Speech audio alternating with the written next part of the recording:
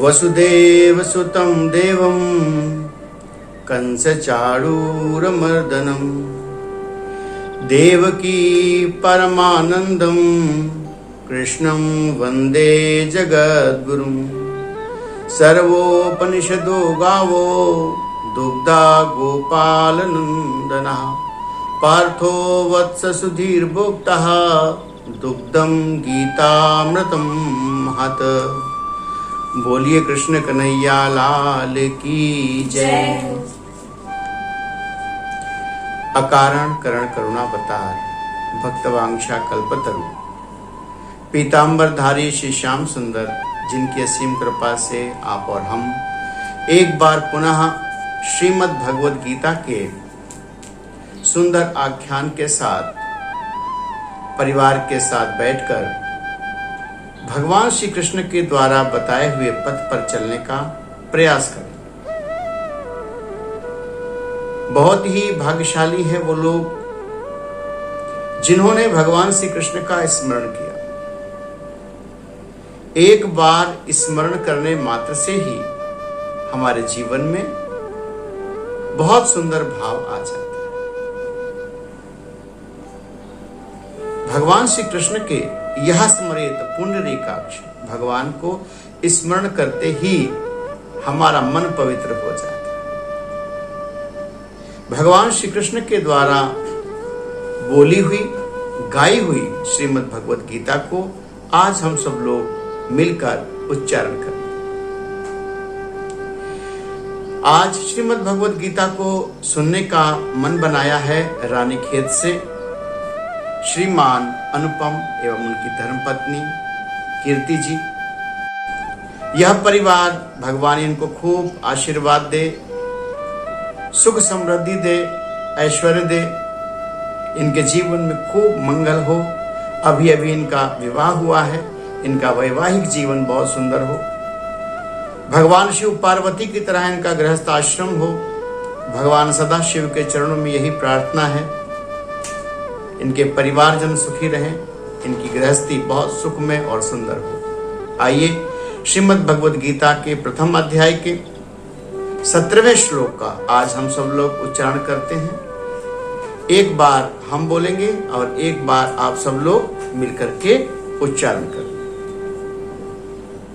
काशश्च परमेश्वासः काशश्च परमेश्वासः काशश्च परमेश्वासः काशश्च परमेश्वासः शिखण्डी च महारथः शिखण्डी च महारथः शिखण्डी च महारथः शिखण्डी च महारथः दृष्टद्युम्नो विराटश्च दृष्टद्युम्नो विराटश्च दृष्टद्युम्नो विराटश्च दृष्टद्युम्नो विराटश्च सात्यकिश्च पराजिता सात्विकिश्च पराजिता सात्यकिश्च पराजिता। सात्विकिश्च पराजिता। भगवान श्री कृष्ण श्रीमद् भगवद गीता महाभारत के बीचों बीच में इनका उल्लेख किया गया और श्रीमद् भगवद गीता में भगवान श्री कृष्ण ने जब पांचजन्य शंख को धारण किया तो उनके साथ साथ अर्जुन ने एक सुंदर शंख को धारण किया, भीम ने सुंदर शंख को धारण किया, नकुल ने सुंदर शंख को धारण किया। ऐसे करते करते सब जीवों ने कुछ न कुछ अस्त्र और शस्त्र को ग्रहण किया और शंखों की ध्वनि की। प्राचीन समय में युद्ध को ललकार कर किया जाता था, बता कर किया जाता था कि हम आपके ऊपर आक्रमण करने के लिए आ रहे।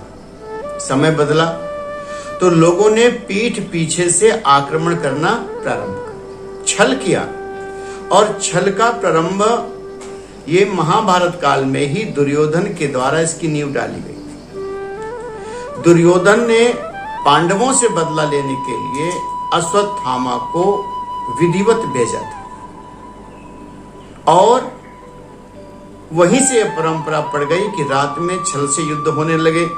लेकिन आज भी कुछ परंपराओं का निर्वहन किया जाता है।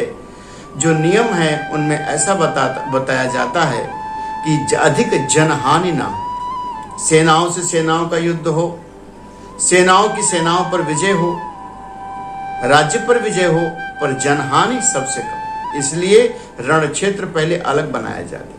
उन रण क्षेत्रों में जीतने वाले लोगों का कब्जा उस राज्य पर हो जाया करता था। तो आज के श्लोक में 17वें श्लोक में भगवान श्री कृष्ण अपने इस रण क्षेत्र के बीच की महिमा को संजय के द्वारा उद्घोषित बतवा रहे हैं। और संजय धृतराष्ट्र को बता रहे हैं कि देखो, काश्यश्च परमेश्वर कायश्च, बता रहे हैं कि जो शरीर है, वैसे तो ये वहां के वीरों के नाम हैं जो युद्ध लड़ने के लिए आए, और वीरों के युद्ध लड़ने के लिए जो नाम आए हैं उनमें ये सांकेतिक भाषा के रूप में उनका बड़ा सुंदर नाम के साथ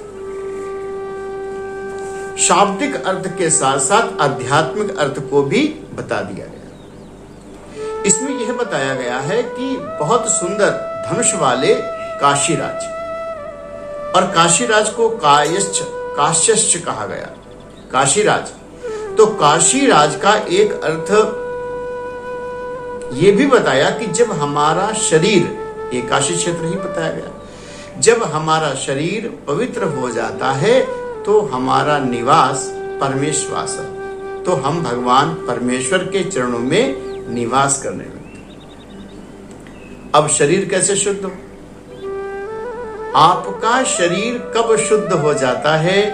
आपका मन जब शुद्ध हो जाता है। आप लोगों ने कभी कभी देखा होगा कि आप बहुत थके हों, श्रमित हों, गर्मी हो या जाड़ा हो। यदि जाड़े का समय हो और आप घर में आए और आपको गुनगुने पानी से स्नान करने को मिल जाए तो आपका मन पवित्र हो जाता है। कभी कभी हम लोग मंदिर जाते हैं और उस मंदिर में ब्राह्मण, संत, पुजारी जो भी होते हैं, वह लोग अपने जल पात्र से थोड़ा जल हमारे ऊपर छिटकारा करते हैं, और जैसे ही जल पात्र से छिटकारा करते हैं तो आप क्या देखते हैं कि आपका मन पवित्र हो जाता है। तो आपका शरीर को काशी बनाने के लिए, आपके शरीर को और पवित्र करने के लिए, आपके शरीर और मन को अच्छा बनाने के लिए, काशी बनाने के लिए हमें जल का उपयोग करना चाहिए। जैसे ही आप स्नान करते हैं तो आपको क्या लगता है कि हमारा जो आलस्य है, हमारा जो प्रमाद है, ये चला गया। ऐसा होता क्यों है? वैज्ञानिक बताते हैं कि हमारे शरीर में जो जल की स्थिति है वो 70% है, और जब इसे बाहर से जल मिल जाता है पीने के लिए, आप देखते हैं अतिथि थका हुआ आता है तो सबसे पहले उसको पानी ही दिया जाता है, जल ही दिया जाता है। इसका पीछे कारण यही है। आपके परिवार में 8 लोग हों और 8 लोगों में आप 3 लोगों को बहुत अधिक प्रेम करते हैं, और आप कितने भी थके हुए हों और वो लोग आकर आपसे लिपट जाएं, बातें करने लगे, आपका साथ मिल जाए तो आपकी आधी थकान उतर जाती है। तो जब शरीर में 70% भाग जल का है और जैसे ही जल को देखता है शरीर तो आधा निर्मल हो जाता है, क्योंकि 70% अणु परमाणु उसके शुद्ध हो जाते हैं, उन्हें आनंद आने लगता है। जल को देखकर वो आनंदित होते हैं, और जल जैसे शरीर में जाता है तो अपने सजातीय लोगों से भेंट करता है और मन आपका उत्तम हो जाता है। तो हमें अपने शरीर को काशी बनाना, और जब हम अपने शरीर को काशी बनाएंगे तो यह शरीर जब काशी बनेगा तो क्या घटना घटेगी? हमें परमेश्वर, हमें अपने भगवान के चरणों में प्रेम हो जाएगा, परम ईश में हमारा वास हो जाएगा, उसमें हम लीन होने के अधिकारी हो जाएंगे। अभी कभी क्या होता है, सुबह उठते हैं लोग तो उनका मन पूजा में नहीं लगता। परिवार के लोग कहते हैं पूजा करो पूजा करो, कब तक? बोले जब तक वह स्नान ना कर ले, और यदि स्नान कर ले तो उसका मन तत्काल पूजा में लग जाता है। तो हमें क्या करना है? हमें अपने जीवन काल में पूजा को महत्व देना है, और पूजा के कुछ कारण है। पूजा करने से आपका मन अच्छा होता है, वातावरण अच्छा होता है, और आपके भक्ति का शुभारंभ होता है। आगे जिस योद्धा का नाम लिया है उसका नाम है शिखंडी, और शिखंडी आपने सुना होगा, यह एक ऐसा जीव है जो न पुरुष है और न स्त्री है। तो यह न स्त्री है न पुरुष है। जब स्त्री और पुरुष अपने सारे धर्मों को छोड़ देते हैं तब वो शिखंडी का रूप हो जाता है। स्त्री क्या न करे, स्त्री के अंदर शील ना हो, लज्जा ना हो, सेवा भाव ना हो, दूसरों के आदर करने की भावना ना हो, तब भी वह पतित मानी जाती है। और पुरुष अपनी शिखा, शिखा का अर्थ होता है चोटी, तिलक, यज्ञोपवीत यानी जनेऊ और श्रेष्ठ कर्म। अगर पुरुष है पति के रूप में तो अपने पत्नी और परिवार की सेवा करे, पुरुष अगर बेटे के रूप में है तो अपनी माँ, अपने भाई, अपने समाज के लिए कुछ काम करे। यदि वो ऐसा नहीं करता तो वह न स्त्री धर्म के लायक रह जाता, न पुरुष धर्म के लायक रह जाता है। समाज जीवन भर उसे कुदृष्टि से देखता है और उसका पतन होता ही चला जाता है। भले ही वह समाज की दृष्टि में बहुत अच्छा बनने का प्रयास करे और कुछ लोग भय से उसको बहुत अच्छा बताएं जब वो सन्मुख हो, और जब वो ना हो तब उसमें दोष का दर्शन करे और उसकी निंदा करे। एक काजी था, एक फकीर था, एक राजा के साथ रहता था। राजा बहुत बलशाली था, क्रूर था, तो उसकी क्रूरता के कारण सारे राज्य के लोग उससे भय खाते थे। एक दिन की बात है, वो काजी ने आकर के बताया, शहर को बताया कि देखो आज राजा का एक बकरा जो है वो मृत्यु को प्राप्त हुआ, बकरा मर गया। और जैसे समाज को पता चला तो समाज के हजारों लोग उस बकरे के अंतिम संस्कार में चल पड़े। जब बकरे के अंतिम संस्कार में चल पड़े तो राजा ने ये विचार किया क्या करें। राजा बहुत प्रसन्न हुआ कि प्रजा हमें बहुत मान्यता देती, लेकिन कुछ समय बदला और समय बदलने के बाद एक दिन राजा की भी मृत्यु हुई और प्रजा को पता चला कि अब राजा नहीं है। तो आपको पता है उस राजा की जब मृत्यु हुई तो उसको मिट्टी ले जाने वाले उसके सैनिक, उसके परिवार के 2-4 लोग और वो काजी रहा। लौट करके उस काजी ने शहर वालों को बताया कि तुम लोग क्यों नहीं गए, राजा का जो बकरा मरा तो तुम पूरा शहर गए थे और आज राजा की मृत्यु हो गई तो तुम कोई नहीं गए। तो गांव वालों ने उस काजी को बताया कि राजा के भय से हम लोग बकरे की मृत्यु में गए थे, राजा के प्रेम से नहीं। तो हमें अपने कर्तव्यों का पूरा ध्यान रखना है। यदि हमने अपने कर्तव्यों का ठीक ठीक पालन कर लिया तो हमें महेश्वासा, हमें भगवान के चरणों में स्थान मिल जाएगा और हम बड़े आनंदित रहें। आज के युग में हम चाहते क्या है, ये नौजवान लोगों जिनकी उम्र अभी 30 साल से कम है, इनके मन में 2 बातें रहती। एक, हम खूब देर तक सो ले, खूब खा ले, खूब आनंद मना ले। बहुत अच्छी बात है, भगवान ने ये शरीर दिया, ये भावना दिया, तो खूब खाना भी चाहिए, खूब आनंद भी उठाना चाहिए। बहुत शुभकामनाएं हैं हमारी, बहुत आनंद से रहे। लेकिन इन सब को करते करते हमें सावधान भी रहना चाहिए। किसके प्रति? कि हम कब किस समय कौन सा काम करें। हम सब प्रकार से सावधान हैं, पर यह सावधानी नहीं है कि हम 11 बजे क्या करेंगे, हम 12 बजे क्या करेंगे, हमें 3 बजे क्या करना है। आनंद लेने की, खेलने की मना नहीं है, पर आपको यह पता हो कि आपको ठीक 4 बजे खेलना है, मन इसके लिए भी तैयार है। आपको रात्रिकालीन कुछ सेवा करनी है तो वो भी आपको पता हो। तो हमें जिस ओर मन ले जाता है नौजवान व्यक्ति उस ओर जाता है। और यदि नौजवानी में हमने मन के कान को पकड़कर अपना नौकर बना लिया तो वह जीवन में आपको वह दिला सकता है जिसकी आपने कल्पना नहीं की। मन आपका पहले नौकर था और फिर धीरे धीरे आपने मन को मालिक बना दिया। अब वह मन आपको लेकर इधर उधर घूमता रहता।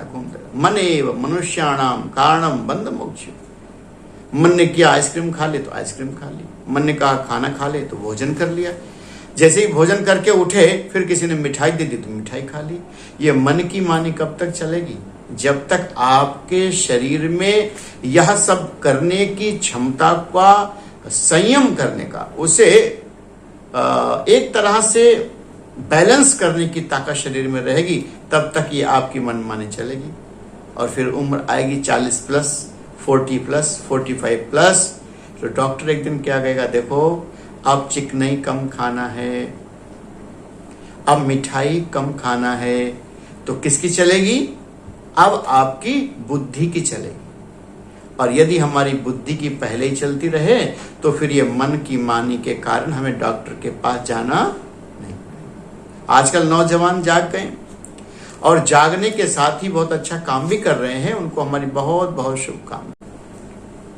वह लोग अपने टाइम का मैनेजमेंट समझने लगे और हम तो हर नवयुवक से यह आग्रह करते हैं, अपेक्षा करते हैं कि वह अपने समय की कीमत को समझे। श्रीमद् भगवत गीता आपके समय के मैनेजमेंट को भी सिखाती है। आपके परिवार में किस तरह, किस समय क्या काम करना है, आपके व्यापार में किस समय क्या काम करना है, इनको भी सिखाती है।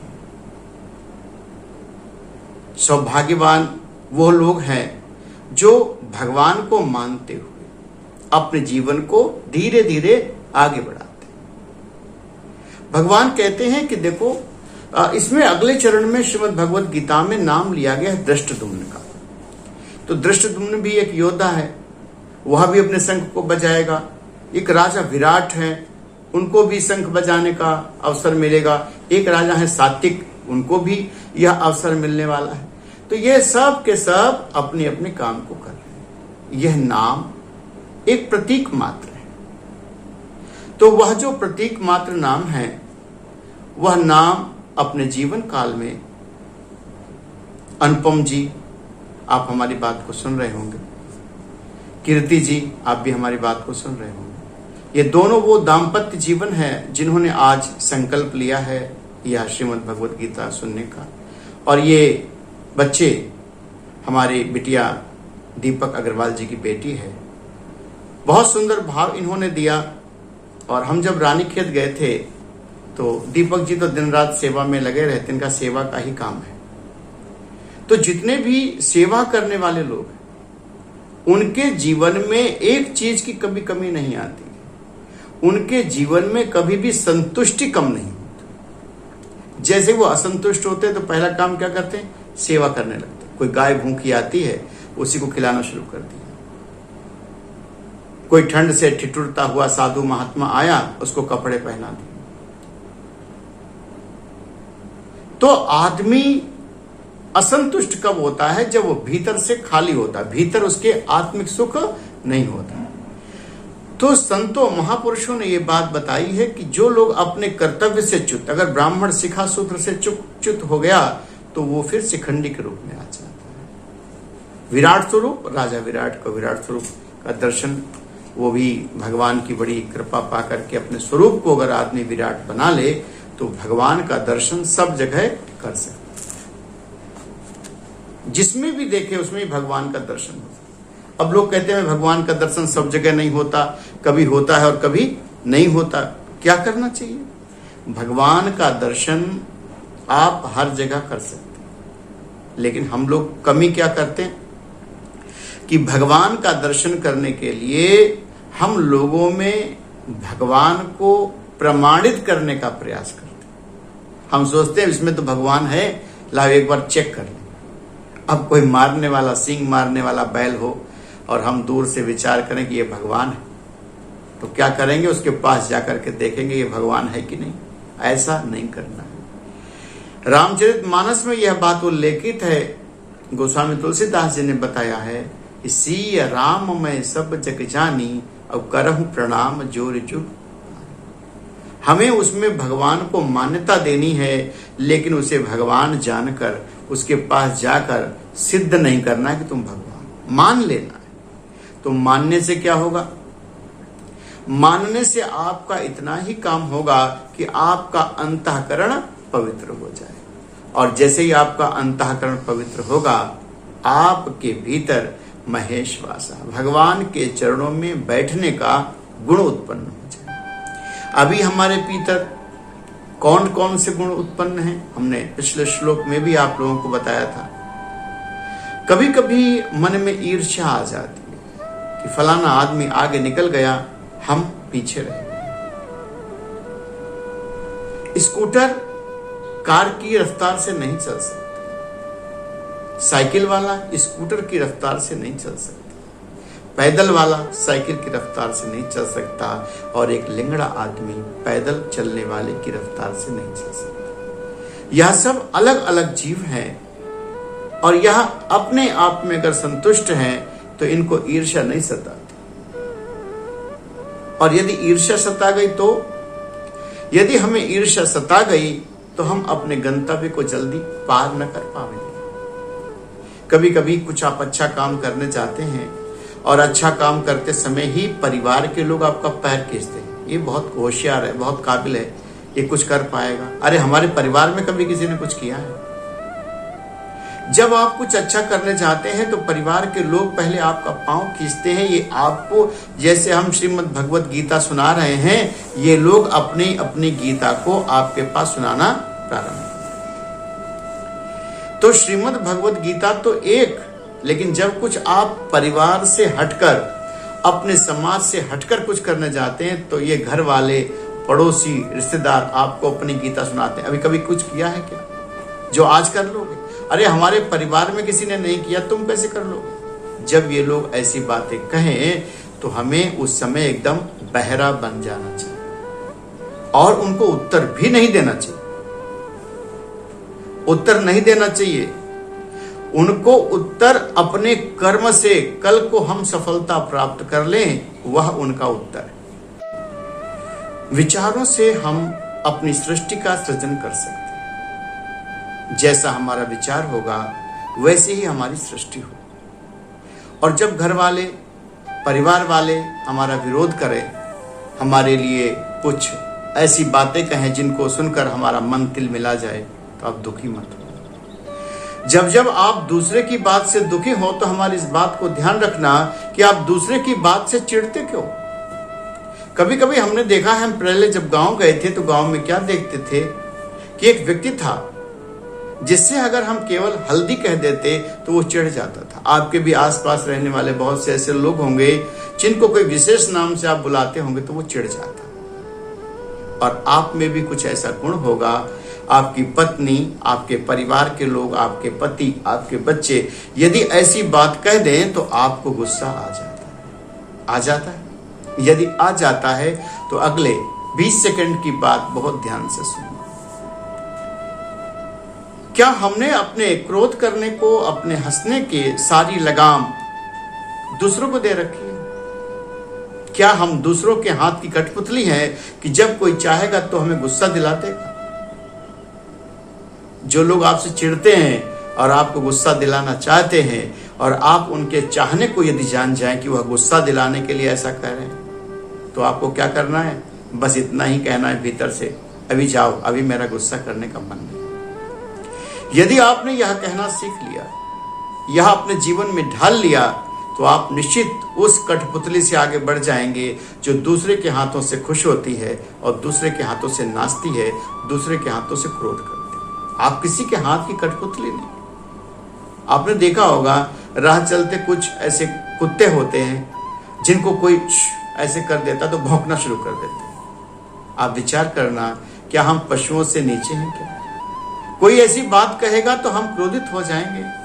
ऐसा तो हमारे जीवन में नहीं होना चाहिए। तो हमें धृष्टद्युम्न, भले ही वो धृष्टद्युम्न कौरवों पक्ष का एक योद्धा है, लेकिन धृष्टद्युम्न का वास्तविक अर्थ यहाँ पर दृढ़ और अचल मन है। हमारा मन कैसा हो? स्थिर। कोई चाहे तो भी हमें गुस्सा दिला ना सके, और जब हमें गुस्सा करना हो तो हम नाप तोल कर 50 ग्राम करना है, 100 ग्राम करना है कि 200 ग्राम करना है। और किसी पर गुस्सा करना है या नहीं करना है। बहुत से लोगों को हमने देखा है, वो रिक्शे वाले पर कारण गुस्सा करने लगते हैं, मजदूरों पर गुस्सा करने लगते हैं। तो आप विचार करो कि आपने इतना पढ़ाई लिखाई सब कुछ किया, और उस पढ़ाई लिखाई का क्या यही फल है कि आप एक लेबर क्लास के ऊपर गुस्सा करें? एक दिन की बात है, हम अलीगंज के पेट्रोल पंप पर थे, पेट्रोल गाड़ी में भरा जा रहा था। और उसी समय एक doctor well up to date tie लगी हुई थी, स्टेथोस्कोप उनके गले में पड़ा हुआ था, पेट्रोल भराने के लिए आए और पेट्रोल पंप पर जो लेबर था उसने ये कहा कि आप गाड़ी दूसरी तरफ से ले आइए। अब वो डॉक्टर क्रोधित होने लगा, बहुत ज्यादा उसका पहले क्यों नहीं बताया, ऐसा क्यों नहीं किया। तो मुझे लगा कि अब मुझे बोलना चाहिए। हमने कहा हमें लगता है कि आप डॉक्टर हैं। तो बोले जी। तो हमने कहा 1 मिनट हमारी बात सुनिए। तो बोले बताइए। हमने कहा कि आप जिनसे लड़ रहे हो क्या ये आपकी योग्यता के हैं?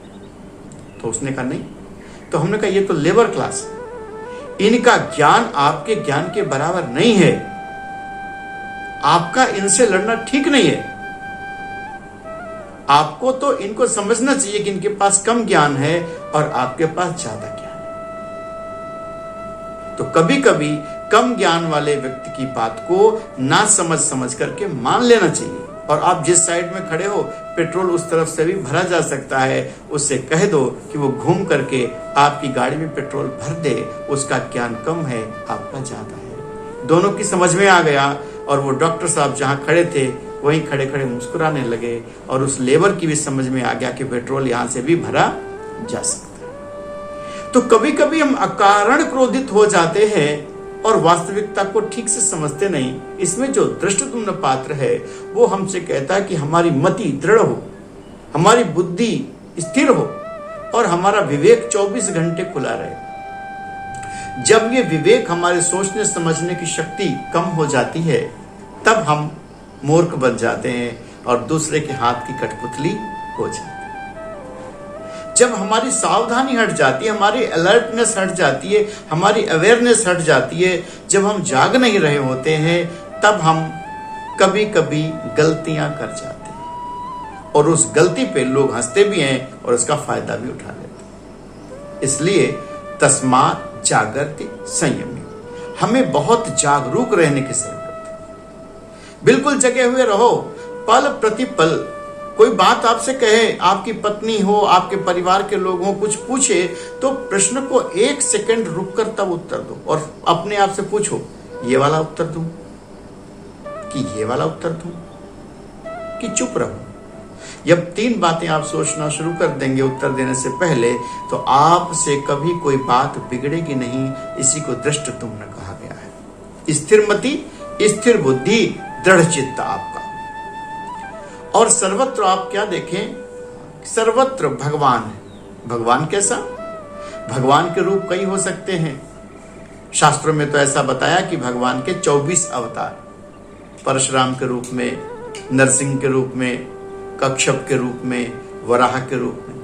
तो आपको यह देखना है कि सामने वाला जो व्यक्ति आया है वो कच्छप अवतार है, वराह अवतार है, सूकर अवतार है कि यह परशुराम है। अगर परशुराम बनकर आए तो भगवान राम ने क्या किया? हाथ जोड़ लिए और कहा प्रभु मैं आपसे छोटा हूं, आप तो बड़े। आपका स्वभाव उग्र हो सकता है लेकिन हमें अपनी विनम्रता से उनके स्वभाव को जीतना है। इस सारी दुनिया को जितने लोग आते हैं उनको ठीक तरह से समझकर उनके साथ व्यवहार करना है। यही श्लोक का भाव है। और इस श्लोक में हमने यही देखा कि एक हमें उस परमेश्वासः भगवान के चरण में रहने के लिए कुछ गुणों को अर्जित करना है। पहली बात मैंने बताई कि जल जैसे ही आपको मिलता है आपका मन पवित्र हो जाता है। लोग जल छिड़कते हैं, आप गंगा जी में स्नान करते हैं, जल से स्नान अच्छे हो जाते हैं। प्राचीन समय में कभी कभी आपको नजर लग जाती थी, मन ठीक नहीं रहता था, तो माताएं कुछ रुई की बत्ती दीपक बनाकर आपको नजर उतारा करती थी। आपने देखा, वह नजर उतारना नहीं है, वह आपके शरीर को अग्नि स्नान कराया जाता था। आप जब हवन करते हैं, हवन करने के बाद आपका मन अच्छा हो जाता है। हवन और कुछ भी नहीं है, यह आपके शरीर का अग्नि स्नान है। जैसे हमारे शरीर में जल तत्व ज्यादा है तो रोज स्नान करते बहुत अच्छा लगता है, अग्नि तत्व कम है तो कभी कभी हमें अग्नि स्नान यानी हवन, आरती, पूजा करनी चाहिए। पृथ्वी का स्थान है। जब कभी आप मड बात लेते हैं, मिट्टी में स्नान करते हैं, ये अब तो लोग नंगे पांव रहते नहीं, लेकिन महीने में 1 बार आपको नंगे पांव मिट्टी पर चलना चाहिए। मिट्टी आपके पास हो तो मिट्टी हाथ में लेकर के, क्योंकि मिट्टी तत्व जब शरीर को नहीं मिलेगा, हमारे शरीर में मृदा तत्व कम हो जाएगा। तो आपने देखा हो क्या होता है पता है, ऐसे गर्दन करते हैं लोग, कट कट कट की आवाज आती है, फिर गर्दन घुमाते हैं तो कट कट कट की आवाज आती है। यह आपको मिट्टी तत्व दो जगह मिलेगा, एक तो आपको हरी सब्जियों में मिल जाएगा, और दूसरा आप जमीन में नंगे पांव पैदल चलें, घास के ऊपर। मिट्टी शरीर में लगनी चाहिए।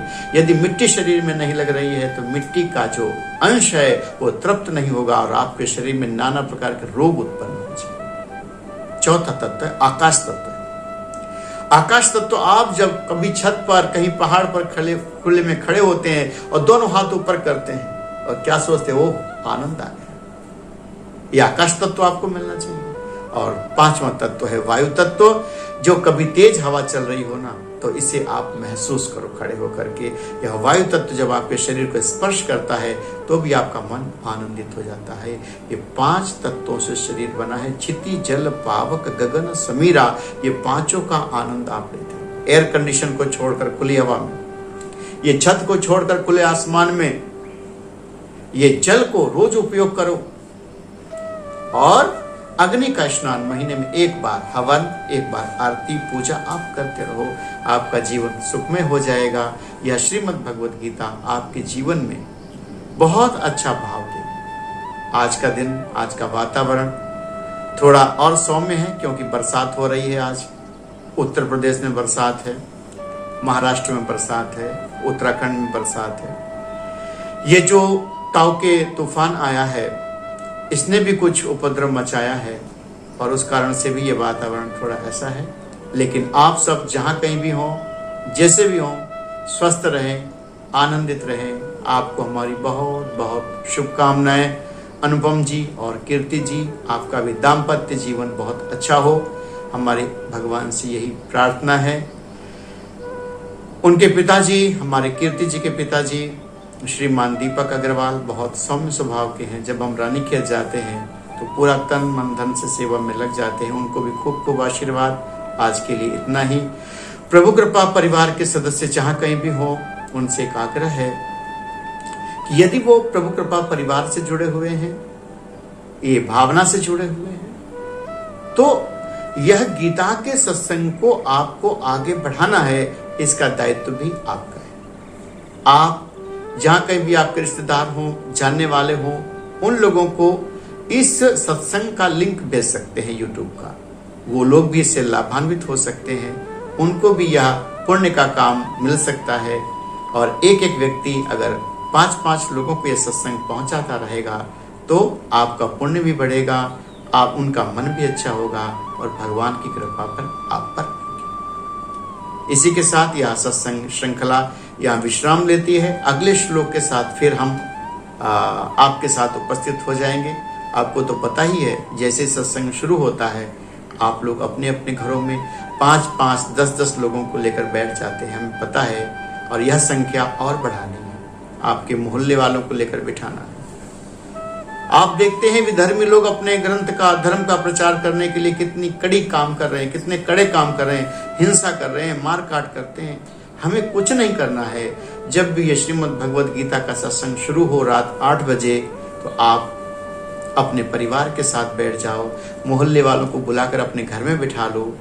और आपका घर ना रहे, वह घर श्रीमद् भगवद गीता का सत्संग केंद्र हो जाए। जब यह सत्संग केंद्र आप घर में हो जाएगा, लोगों को पता चल जाएगा, तो फिर वो लोग आकर आपके घर में बैठ जाएंगे। उनको दिन में दिखा सकते हैं, रात में दिखा सकते हैं, रविवार के दिन दोपहर में बिठा लो, उनको दिखाओ और बताओ कि हमारा सनातन धर्म सबसे अच्छा है, दुनिया से सबसे अच्छा। इस सनातन धर्म के आप भी प्रचारक बनकर अपने जीवन में पुण्य अर्जित करें। बस इन्हीं बातों के साथ ही सत्संग यहाँ विश्राम करता है। बोलिए वृंदावन बिहारी लाल की जय।